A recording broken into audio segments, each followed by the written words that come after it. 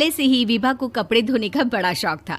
कभी नल के नीचे तो कभी तालाब के पास। अरे मेरी नीली वाली लुंगी नहीं दिख रही है। विभा की अम्मा, कहाँ रखी है लुंगी? अरे वो तो विभा ने परसों ही धोकर रखी थी आपकी अलमारी में, देखो वहीं होगी।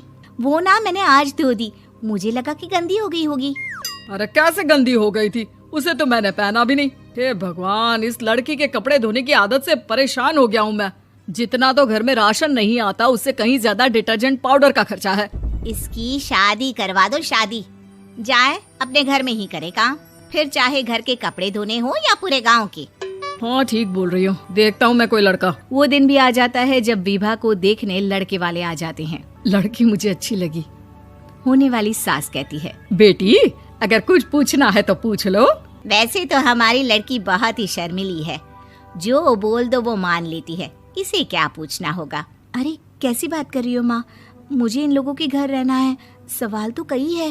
हाँ हाँ बेटा, पूछ लो ना, क्या पूछना है। आप लोगों के घर कपड़े कौन धोता है? सास का मुंह बन जाता है। देखो, अगर तुम ये कहना चाहती हो कि तुम्हें कपड़े धोने नहीं आते तो सुन लो, कपड़े मैं ही धोती हूँ, लेकिन तुम्हारे आ जाने के बाद मैं रुमाल तक नहीं धोऊंगी। अरे चुप रहना भाग्यवान, बहू बेचारी घर आई नहीं, उसे डराना शुरू कर दिया। वो क्या है ना बिटिया, अभी तक तो ये कल्लू की माँ ही धोती थी, लेकिन अब तुम्हारे पापा तो दहेज में वॉशिंग मशीन देंगे ही। तभी विभा की माँ बोल पड़ती है, सवाल भी पूछा तो क्या। वैसे भाई साहब, मशीन की तो फिर भी कपड़े धोने की कैपेसिटी होती है। मतलब जो बिटिया दे रहे हैं ना विभा, इसे कपड़े धोने का बहुत शौक है। ये आप लोगों के क्या, आस पड़ोस गांव मोहल्ले सबके कपड़े धो दे और उफ तक ना करे। बाहर देखा नहीं आपने कितने कपड़े सूख रहे हैं? सब हमारी बिटिया ने ही तो धोए हैं। बस भी करो ना माँ, शर्म आ रही इतनी तारीफ सुनकर। और तो और एक दाग निकाल कर दिखाओ तो मान जाओ। हाँ अच्छा अच्छा, माफ करना बेटा, मैंने गलत समझा। हमें तो रिश्ता बहुत पसंद है। और ऐसे जुड़ जाता है रिश्ता कपड़े धोने का शौक रखने वाली विभा का। उसकी शादी हो जाती है कोयला फैक्ट्री में काम करने वाले कल्लू के साथ। शादी के बाद अचानक विभा चिल्लाती हुई सास के पास आती है। सासू माँ, अरे सासू माँ कहाँ है आप? ये तो धोखा है, धोखा दिया आप लोगों ने मुझे। इसे ससुर के चक्कर के बारे में पता चल गया। अरे तो उसमें तुझे क्यों धोखा मिला है? अरे नल में पानी नहीं आता, कपड़े कैसे कब धुलेंगे? अच्छा अच्छा, तू पानी नहीं आ रहा उसकी बात कर रही है। तो आपने क्या सोचा? कुछ नहीं। अच्छा हाँ, तेरी माँ ने कहा था कि कपड़े धोने का शौक है तुझे, याद आया मुझे। शौक शौक बोलकर कपड़े धोने वाले मेरे जुनून को कम ना आके सासू माँ, कपड़ा धोना मेरा गुरूर है। तभी पति भी वहाँ आ जाता है। अभी अभी मैंने इसे सनी देओल की फिल्म दिखाई है, उसी के डायलॉग मार रही है माँ। अच्छा सुन, साफ साफ बता रही हूँ, पानी सुबह 4 से 6 और शाम को 10 से 12 आता है, समझी? विभा टाइमिंग सुनकर हैरान हो जाती है। ये क्या भूतों का मोहल्ला है? सुबह 4 बजे उठकर कौन कपड़े धोता है? 4 बजे टंकी में पानी जाता है, फिर सारा दिन धोना ना, किसने मना किया?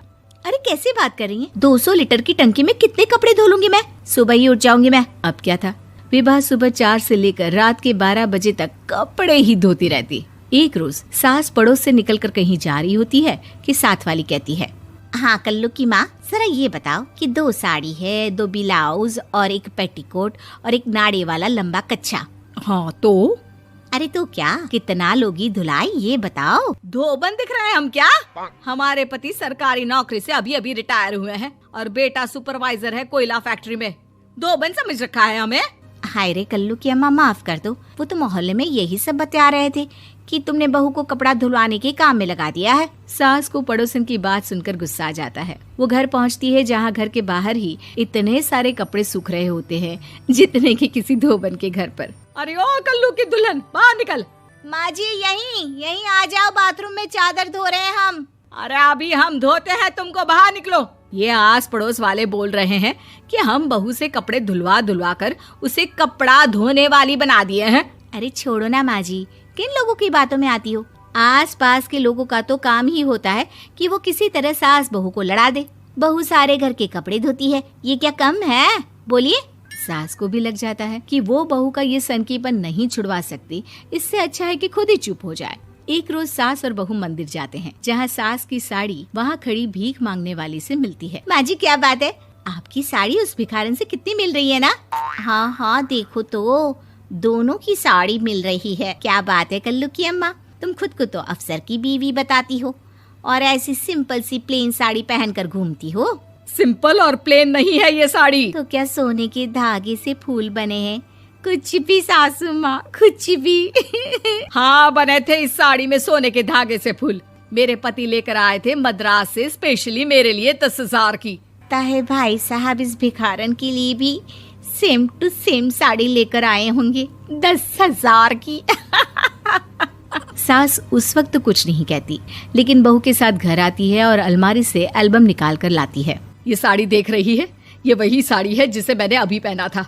इस साड़ी में ये जो चमकदार फूल दिख रहे हैं ना, ये सोने के धागों से काढ़े गए हैं। लेकिन तू लोकल वॉशिंग मशीन ब्रश से घिस घिस कर सारे फूलों को निकाल कर साड़ी प्लेन कर दी। मुझे माफ कर दीजिए सासू माँ। और तो और, जब मैंने तुझे तेरी गलती के लिए कुछ नहीं कहा, लेकिन तूने तो सबके सामने मेरा मजाक ही बना दिया। क्यों? बहू को समझ में आ जाता है कि अब से उसका कपड़े धोना बंद।